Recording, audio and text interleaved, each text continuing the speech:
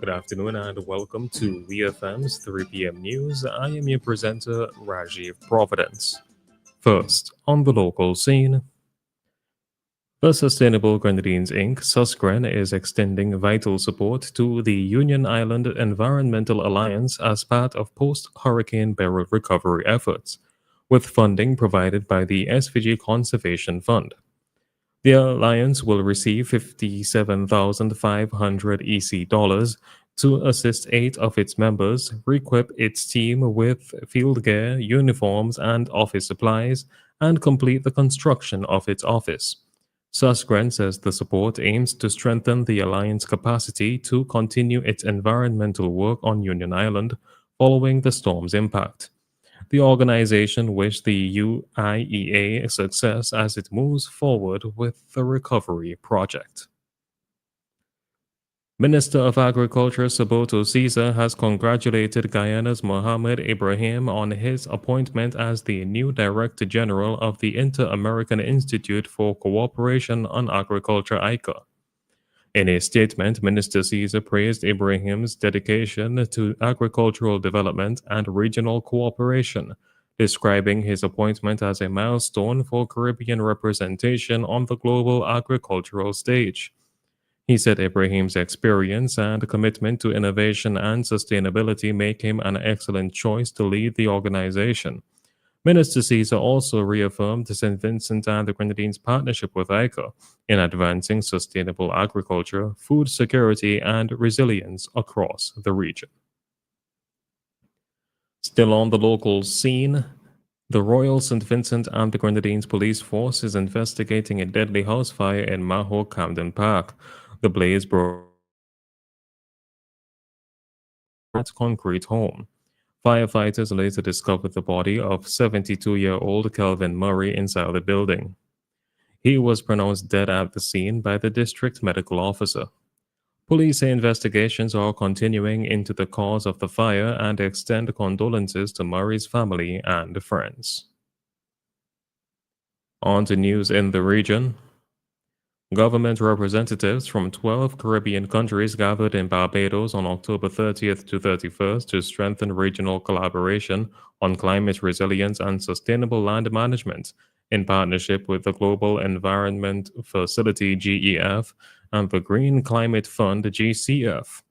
The meeting followed decisions from the Fourth Ministerial Council of the Partnership Initiative for Sustainable Land Management PISLM in Grenada, aimed at improving access to global climate financing. Barbados Environment Minister, the Honorable Adrian Ford, emphasized that while the Caribbean contributes least to climate change, it suffers the greatest losses, and called for rapid and predictable funding to support recovery and resilience efforts. The government of Antigua and Barbuda has rejected a November 4th article by Travel and Tour World that incorrectly included the country under a heightened Canadian travel warning.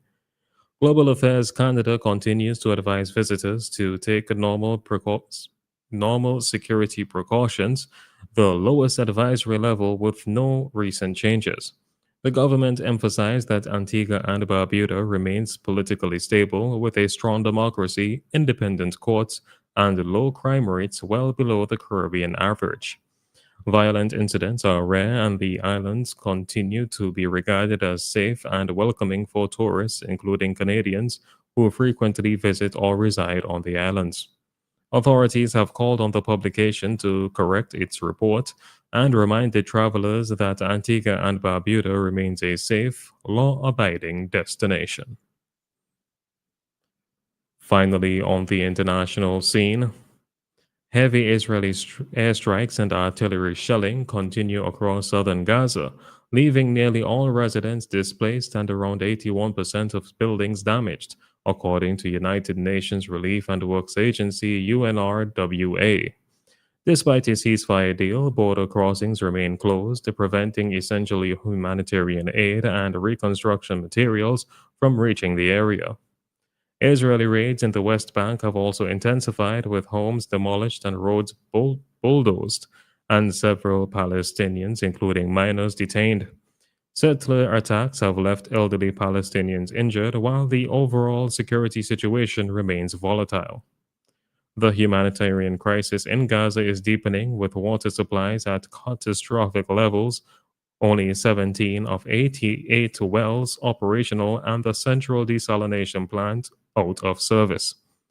Meanwhile, bodies continue to be returned under the fragile ceasefire, many disfigured or handcuffed. The United Nations has stressed that any stabilization force in Gaza must have full international legitimacy to effectively support civilians. Aid groups urge the humanitarian and development work proceed despite ongoing hostilities, emphasizing the urgent need to protect lives and maintain dignity amid the devastation. This has been WeFM's 3 p.m. news. I have been your presenter, Rajiv Providence. Join us again at 5:30 for WeFM's evening news, and we thank you for listening.